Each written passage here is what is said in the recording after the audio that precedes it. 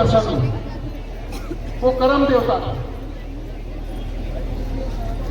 आप समझ पाने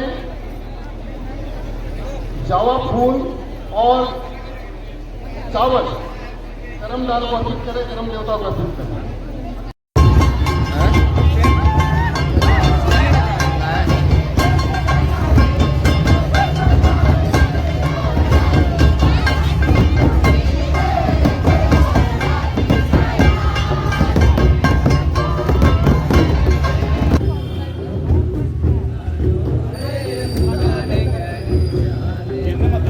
नाही गिरले त्यांना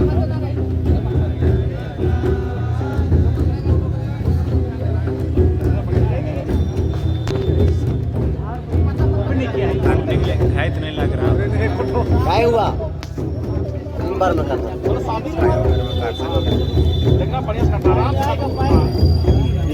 नीचे से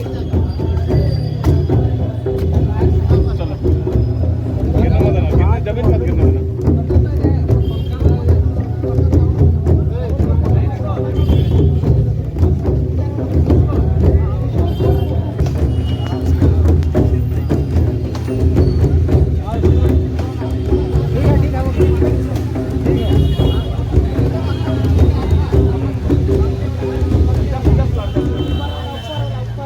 ऊपर वाले को काट दो इधर। रुको अभी अच्छा जी वहाँ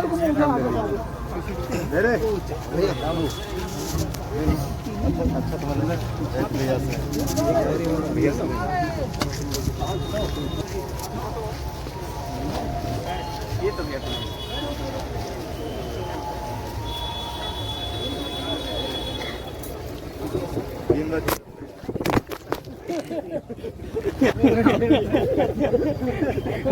उमेश के लाज का दर्ज करा था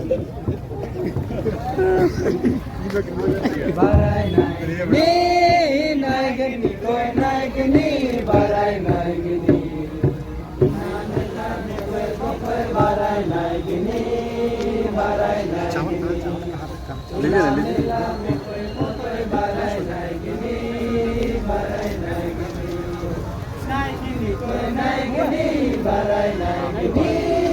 नायगनी कोई नायगनी बाराय नायगनी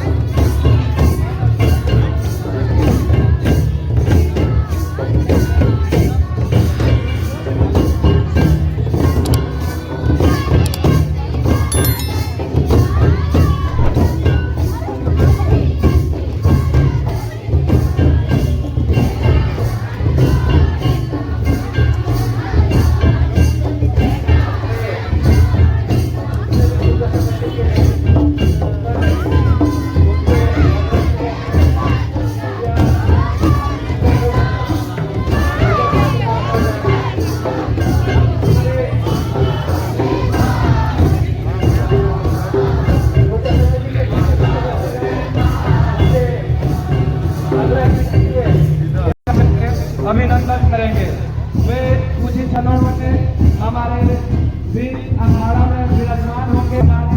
भक्तजनों से मैं आग्रह करूंगा कि आप करम राजा का खड़े होकर भव्य स्वागत करेंगे, अभिनंदन करेंगे।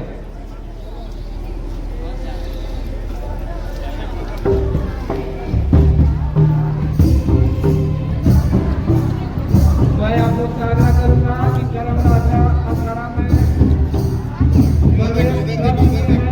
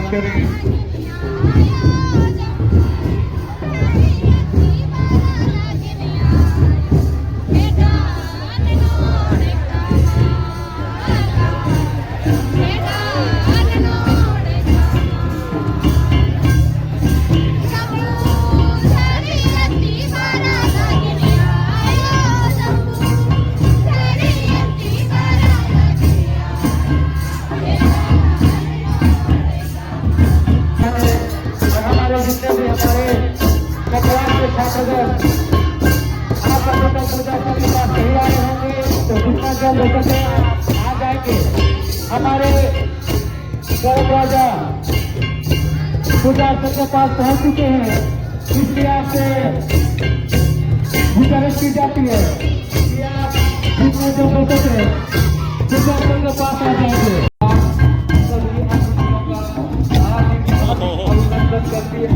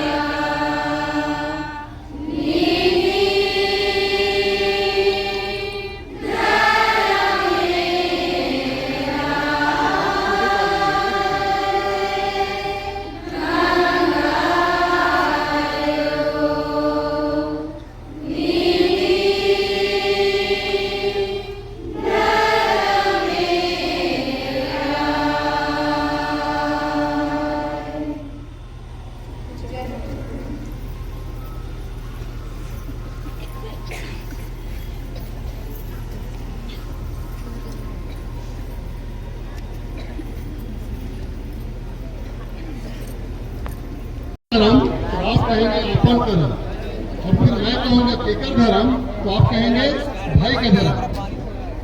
केकर करम, केकर धर्म। तो आइए हम कलम का प्रारंभ करते हैं।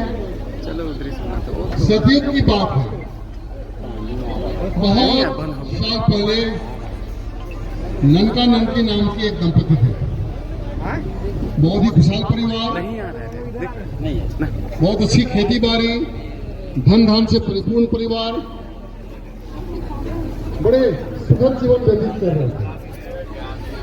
लेकिन उनके जीवन में एक बात का दुख था, इतना धन संपदा होने के बावजूद उनकी कोई संतान नहीं थी, जिसका दुख उन्हें सताता रहता था।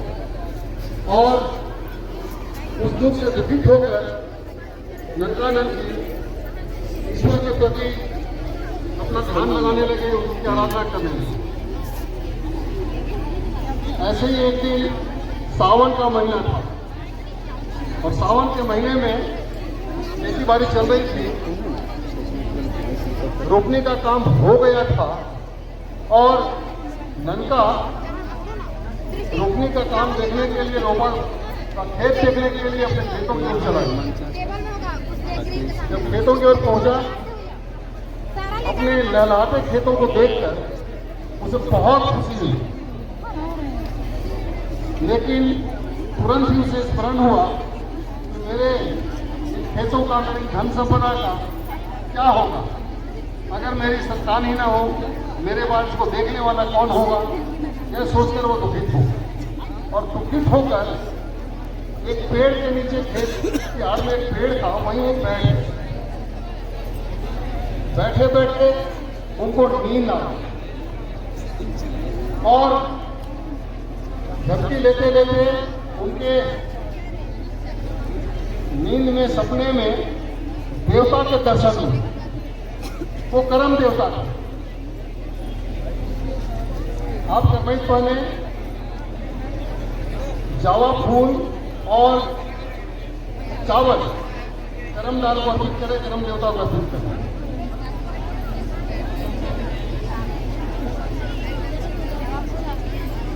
जब सपने में देवता ने उनसे कहा, हे करम देवता, हे कर्म का, तुम चिंता मत करो, जिस पेड़ के नीचे तुम बैठे हो यह करम का पेड़ है, और भाद्र शुक्ल पक्ष एकादशी के दिन मेरा इसमें वास होता है, और इसीलिए जैसे ही भादों का महीना आएगा, शुक्ल पक्ष एकादशी का दिन आएगा, तुम इसके 3 डाल लेना, और 3 डाल लेकर अपने आंगन में स्थापित करना, और पूरे विधि विधान से पूजा अर्चना करना, और तुम जो वर मांगोगे तुम्हारी हर इच्छा पूरी होगी। और इतना कहकर वो अंतर्ध्यान हो गए, और इसी बीच ननका की नींद खुल गई।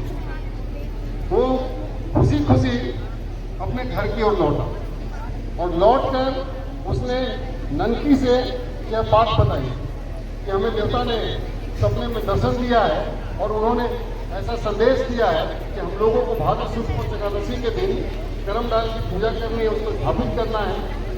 तो ननकी ने कहा ठीक है, हम लोग ऐसा ही करेंगे।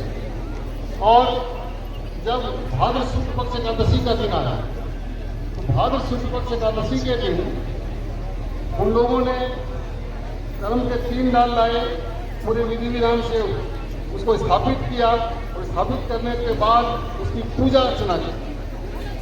कर्मैत पहले अपने हाथ में आप हीरा लाए हैं, पीले वस्त्र में उसको लपेट कर, और थोड़ा सा हाथ में अपना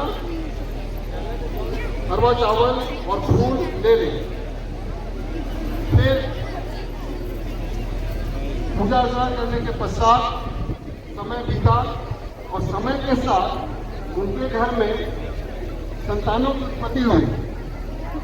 उनको कुल 7 संतानें हुई। यह बहुत खुशी का अवसर है। जितने भी कर्मैत बने हैं, एक बार आपने तो खीरा लिया है, फूल लिया है, आप देवता को अर्पित करें।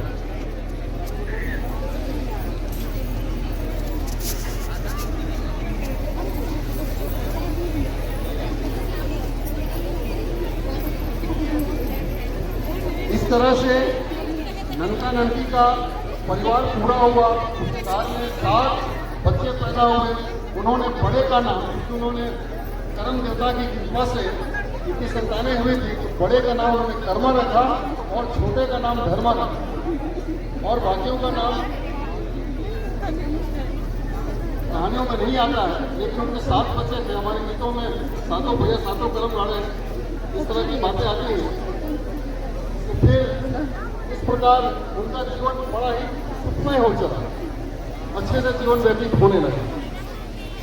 फिर समय बीतते बीतते 1 साल ऐसा हुआ कि बरसात का समय आया, सावन आया, भादो आया, बारिश ही नहीं हुई। और जब बारिश नहीं हुई तो उनकी खेती में अच्छी नहीं हुई, चारों तरफ अकाल पड़ गया। और जब अकाल पड़ गया तो सभी भाइयों ने मिलकर विचार किया, ऐसे में हमारा जीवन यापन कैसे होगा, हमें कुछ करना चाहिए, कुछ धन अर्जन के लिए कुछ काम करना चाहिए, कुछ दूसरा व्यवसाय करना चाहिए। और ऐसा विचार कर सातों भाइयों ने कहा, कर्मा जो बड़ा भाई था बाकी भाइयों को लेकर प्रदेश कमाने चला जाए और धर्मा घर की रखवाली करे। इस तरह से कर्मा बाकी अपने सभी भाइयों को लेकर प्रदेश चला गया। प्रदेश जाकर काफी धन संपदा अर्जित की। और जब काफी धन संपदा अर्जित हो गई तो सभी भाइयों के साथ वो अपने गांव वापस आ गए। और जब अपने गांव वापस आ गया तो फिर जैसा कि होता है गांव के बाहर बगीचा होता है, तो बगीचे में उसने डेरा डाला। और डेरा डालने के पश्चात अपने सबसे छोटे भाई से कहा, जाओ धर्मा घर में है, उसे संदेशा भेजो कि हम सभी लोग ढेर सारा धन संपदा लेकर के हम लोग वापस लौट आए हैं। तो वो हम लोगों को स्वागत के लिए परीक्षने के लिए बगीचे तक चला। अपनी जो हमारी परंपरा है परीक्षने की, जो बाहर जाता है तो लोग उनको ढोल मादल नगाड़े के साथ में परिचते हैं। तो छोटा भाई यह संदेशा लेकर गांव में पहुंचा, घर में पहुंचा। उसने देखा धर्मा और सभी भाभियां करण पूजा में व्यस्त। उन्होंने कर्मकाल का स्थापना कर लिया था। संयोग से वो दिन भाद्र शुक्ल पक्ष एकादशी का ही थी। सभी लोग पूजा में व्यस्त थे, पूजा चल रही थी। और वह आकर जिस काम से वो आया था भाई को खबर करने के लिए, वो भूल गया। और जब भूल गया तो फिर वो भी भूलकर पूजा में सम्मिलित हो। इधर कर्मा बगीचे के पास इंतजार करता रहा और उसने इस तरह से एक एक करके सभी भाइयों को घर की ओर भेजा कि जाओ, अग्रसर विलंब क्यों होता है, क्या हो गया है कि लोग अभी तक हम तक स्वागत के लिए नहीं आ रहा। और एक एक करके सभी भाई घर के पास पहुंचे। सभी लोग घर में पूजा का कार्यक्रम देखकर पूजा में सम्मिलित हो गए, क्योंकि बहुत दिनों के बाद उनको ऐसा अवसर मिला था, घर में पूजा हो रही थी। और सब बड़े भाई को छोड़कर सब लोग पूजा करने लगे। और एक समय ऐसा आया बड़ा भाई इंतजार करते करते थक गया। और जब थक गया तो उसने पेड़ की डाल तोड़ी, उसको सोटी बनाया और उसको लेकर वह घर की ओर चल पड़ा। बाकी धन संपदा वही छोड़ कर, क्या क्योंकि इतना सारा धन संपदा था कि सबको ले नहीं जा सकता। वो गांव पहुंचा, घर पहुंचा, घर के आंगन में पहुंचा तो देखा गया कि सभी बाकी भाई उसके नाच गा रहे हैं। पूजा समाप्त हो चुकी थी, धर्म देवता के स्वागत में सब लोग नाच रहे हैं। यह देख करके वो आग बबूला और चिल्लाकर बोला, ये तुम लोग क्या कर रहे हो। तब धर्मा ने कहा, भैया स्थान ग्रहण कीजिए, आप बहुत दिनों के बाद आए, लेके कर्म देवता की पूजा हो, हम लोग उसी में व्यस्त हैं और हम लोग पूजा खत्म करके आपको लेने के लिए आने वाले ही। कर्मा ने कहा, तुम किस कर्मा की बात करते हो। अरे कर्मा तो मैं हूं, तुम मेरी पूजा करना छोड़ के देखो, मैं धन संपदा लेकर के आया हूं और तुम लोग इस जाल की पूजा कर रहे हो। और उसने करणदास को जो अपने साथ डंडा लेकर आया था, सोटी लेकर आया था, सिखाने लगा और फाड़ करके बाहर खाद गड़ा के फेंक आया। और उसके बाद वापस भी वो बगीचे की ओर चल गया। जब सभी भाइयों ने देखा कर्मा ने देवता का अपमान किया, फिर से कर्म की दाग को लगाया बुलाया, कितना हिसाब किया और कितना उसकी पूजा अर्चना करते थे। और इधर कर्मा अपने सामान धन संपदा को लेने के लिए बगीचे की ओर, कर्मा ने अपने गुरूर में आकर के, अपने अभिमान में आकर के कर्म देवता की अवहेलना की थी, उनका अपमान किया था और इसका परिणाम उसको तुरंत भुगतना था। परिणाम स्वरूप जब वो बगीचे में जाता है तो देखता है कि जितनी धन संपदा वो देने के आया था, सारा धन संपदा गायब हो चुका था, वहां कुछ भी नहीं। वो हताश निराश रोते हुए वापस चला, वापस आकर के अपने घर लौटा। बाकी लोग तो पूजा कर रहे थे, वो घर में अपने पत्नी के साथ सो गया। और दूसरे दिन पुनः जब सभी लोग कर्म देवता के विसर्जन के लिए लोग तैयारी कर रहे थे, इस बीच में कर्मा को तो इससे मतलब नहीं था कि कर्म देवता यहाँ पर हमारे आंगन में है, हमें उसका स्वागत करना है, सत्कार करना है। और वो लोग अपनी भोजन व्यवस्था में लगे, और भोजन व्यवस्था में लगे। उन्होंने चावल दाल बनाया, और चावल बनाया तो माड़ पसाने का, तो तुरंत माड़ पसा करके वही नाले में फेंक दिया। इससे क्या है कि नाले में जितने कीड़े मकोड़े थे वो मर गए। पूजा का दिन और कीड़े मकोड़ों को इस तरह से मारना, ये भी एक गलत काम हुआ, इसका भी उसको परिणाम भुगतना पड़ा। और धीरे धीरे समय बीता, और समय बीतने के साथ बाकी भाइयों की जिंदगी तो अच्छी चल रही थी, लेकिन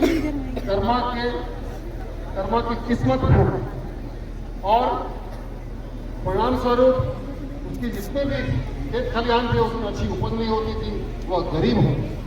और गरीबी के मारे एक ऐसा दिन आया कि जिसके घर में बहुत सारे लोग काम करते थे, अब वो खुद से एक मजदूर बन गया, और मजदूर किसी तरह अपना पेट पालने के लिए मजदूरी करने लगा। क्योंकि अच्छे परिवार से थे और इसीलिए वो दूसरे के घर में तो नहीं जा सकता था। उसने सोचा मुझे अपने भाई के घर में ही खेती बाड़ी का काम, मजदूरी का काम करना चाहिए, और वो अपने भाई के घर में ही मजदूरी करने लगे। समय बीतता चला गया। ऐसे ही फिर अगले साल जब सावन का महीना आया, और सावन के महीने में रुपाई बुआई का काम हुआ, कर्मा भी रुपाई के लिए अपने भाई के खेतों में गया, और रुपाई करके जब वो वापस अपने घर को लौटा, और जैसी परंपरा है, परंपरा के अनुसार सबको उस दिन धोती मिलता है, पैसा मिलता है, भोजन मिलता है। उसने सोचा मैं तो धर्मा का बड़ा भाई हूं, और बाकी गांव वाले आए हैं, सब लोग अपना भोजन कर ले, धोती पा ले, पैसा पा ले, तो हम लोग आराम से भाई के घर में जाएंगे, भोजन वोजन करेंगे। यह सोच करके पत्नी के साथ में वो लोगों के खाने का इंतजार करने लगा, समाप्ति का इंतजार करने लगा।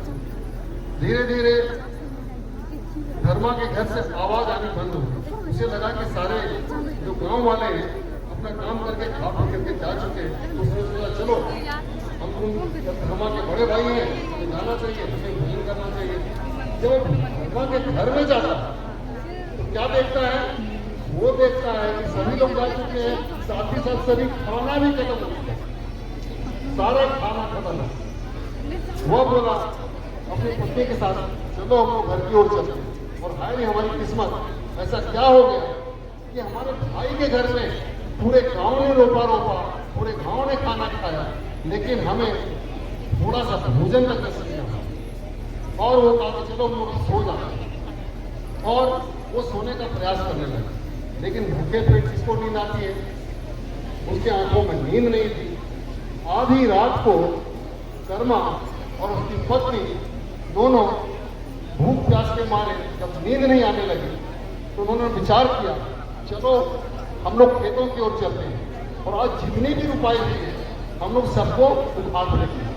रुपाई के बाद हम लोगों को भोजन मिला, ना भोजन मिला, तो हम लोग को जाना चाहिए, सब हम लोग उखाड़ लेंगे।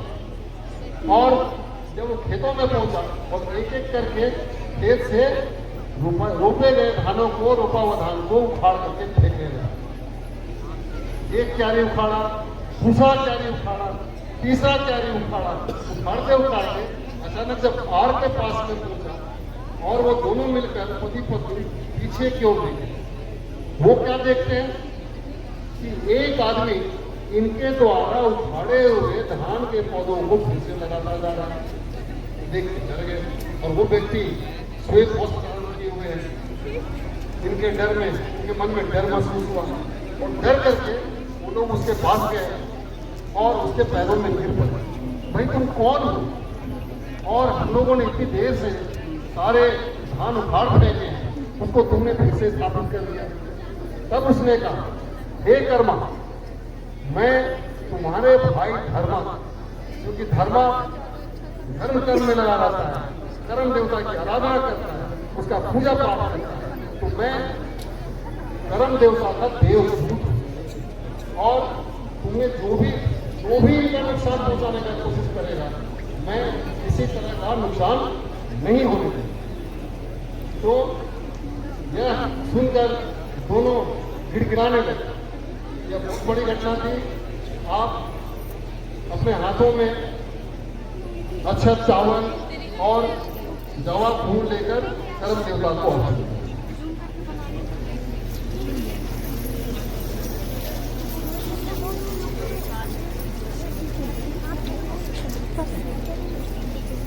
अब कर्मा ने देवदूत से पूछा, हे देवदूत, हमें बताओ हमसे क्या गलती हो गई, हमें क्यों ये दिन देखना पड़ रहा है, हमारी किस्मत क्यों फूट गई है, हमारे पास में कुछ भी नहीं है, हम काम भी करते हैं। आज की रात भी जब पूरे गांव ने मेरे भाई के घर में भोजन किया, हम दोनों को बड़ा भाई होने के बाद भी ये नसीब नहीं हुआ।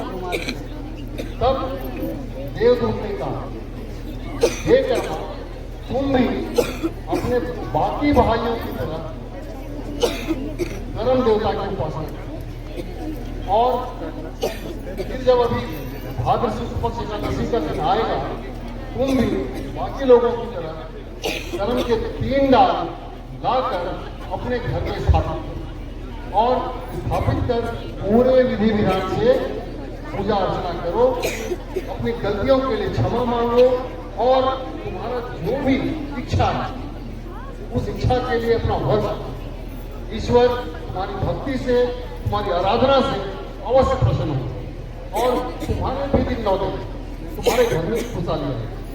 और ऐसा कहकर देवदूत अंदर ध्यान हो और दोनों ननका ननकी खेतों से अपने घर में चले आए और उन्होंने विचार किया, जैसे ही भादों का महीना आएगा, शुक्ल पक्ष एकादशी का दिन आएगा, हम लोग मिलकर बाकी लोगों की तरह कर्म देवता को स्थापित करेंगे, पूजा अर्चना करेंगे, अपनी गलतियों के लिए क्षमा मांगेंगे, निश्चय ही देवता हमारी गलती माफ कर हमारी किस्मत फिर से बदल देगी। और ऐसा ही हुआ। जब भाद्र शुक्ल के एकादशी का दिन आया, कर्म के 3 डाल लेकर के अपने घर में स्थापित किया, पूरे विधि विधान से पूजा अर्चना की। पूजा अर्चना करने के साथ साथ उसने अपनी पुरानी गलतियों के लिए माफी मांगा और माफी मांगने के बाद उसने वर मांगा, हे प्रभु, हे देवता कर्म देवता, हे कर्म राजा, हमारा भी किस्मत बदल दो और हमारा हम पर भी कृपा बनाए। और ऐसा करके उसने अपनी पूजा ये मन्नत मांगा और जो भी विधि विधान हुआ है उसको पूरा किया। और इस तरह से समय बीतने के साथ उसका दिन फिर से वापस लौट गया। उसके घर में भी खुशहाली आने लगी, उसका घर भी धन धान से परिपूर्ण हो गया। एक बार फिर रमैया ने अपने मन में आपने जो भी ठाना है उसको मन में रखते हुए देवता के सामने अर्पित करते हुए फूल अक्षर देवता को अर्पित किया।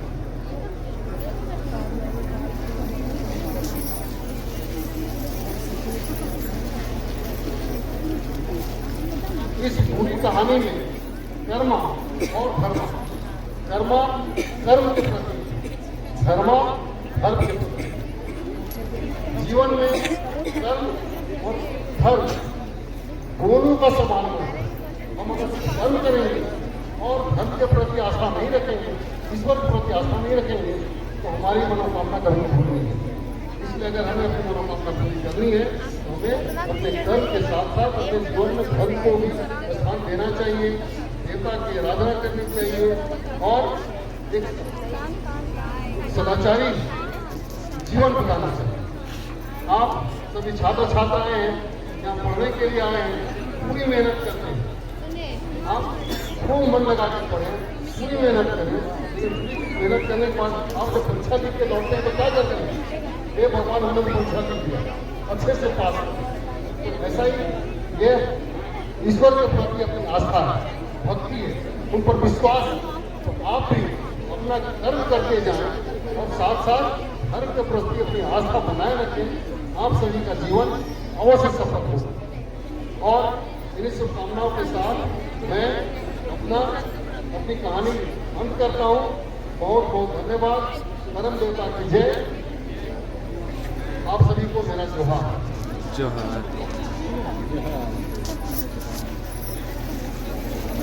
अरे लास्ट एंडिंग करवा दी।